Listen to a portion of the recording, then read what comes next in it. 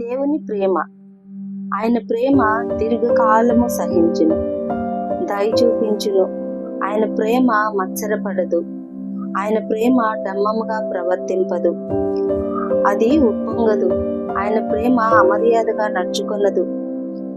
ఆయన ప్రేమ త్వరగా కోపపడదు, అపకారమును మనసులో ఉంచుకొనదు.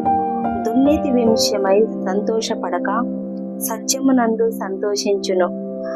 అన్నిటికీ తాలుకును, అన్నిటినీ నమ్మును, అన్నిటినీ నిరీక్షించును, అన్నిటినీ ఓర్చును. ఆయన ప్రేమ శాశ్వత కాలము నిల్చును.